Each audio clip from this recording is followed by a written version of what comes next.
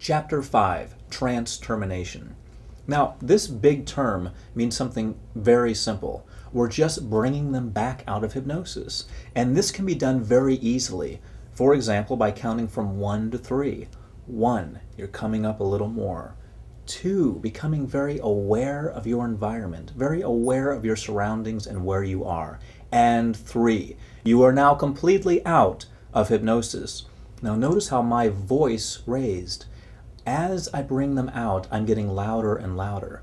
Now, this can be very interesting, though it's extremely simple, and everything about hypnosis is extremely simple. It can still be a challenge to bring people out of hypnosis.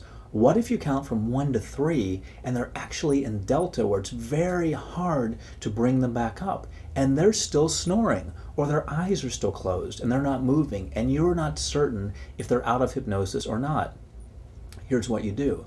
You wait a moment and see if they start moving. See if they start taking the eye covering off or the headphones, or moving somehow, or maybe moving their mouth, somehow indicating that they're out of hypnosis. A few moments, let's say 3 minutes, they are not moving or giving you any signs that they're out of hypnosis. You want to do it again, but a little louder. Now, when I work with people, I use audio equipment and I have them wearing headphones. I'll turn the volume up a little more and say 1, 2, 3 again. 1, coming up out of hypnosis. 2, coming up even more. And 3, you are now completely out of hypnosis. Let's say this doesn't work. Let's assume that they are still under hypnosis, or at least still lying there motionless, giving you no indications that they're out of hypnosis. What do? I recommend turning it up a little bit more. Don't turn it up to where it would be painful for them. You must know what these volumes indicate by listening ahead of time in the headphones and seeing what they correlate to. One very powerful technique, which I used on one of my clients one time, is just turning off the music. You just stop the music. If you've got some relaxing music and ocean sounds playing, and you can control that by stopping it, stop it. Sometimes the introduction of silence will jar them in not an unpleasant way, but just jar them out of hypnosis. That's what you want to do. Beyond that, if they still haven't come out, just let them relax there for a while and they'll eventually come out.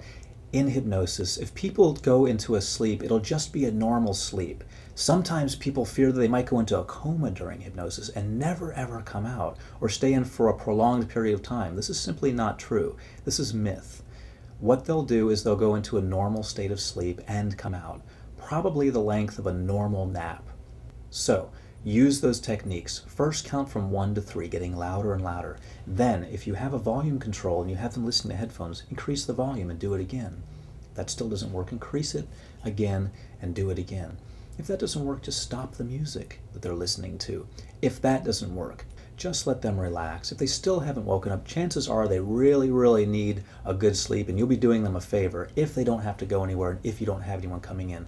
But I have never, ever had the problem go that far. So I think you'll be just fine. The trick is not to worry. Just go ahead and go with what you know and don't worry about a thing. What I want you to do is make a tape of Trance Termination. You've already got your induction, about 10 minutes or so. You've left 30 to 60 seconds between the induction and the deepening. The deepening was about half the length of the induction. So about 5 minutes if you have a 10-minute induction. Then you want to leave 30 to 60 seconds between the deepening and the script. And the script is going to vary in length depending on what you're working on, typically about 10 or 15 minutes. Then you want to leave 30 to 60 seconds between the script and amnesia if you're doing amnesia. Then amnesia will take probably not long at all, maybe 1 or 2 minutes. You want to leave a 30 to 60 second space between amnesia and trance termination. And trance termination is very brief, maybe about a minute.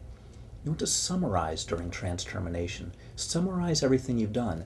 These suggestions that I've given you will be very powerful, and the more you listen to this tape, the more powerful these suggestions will be.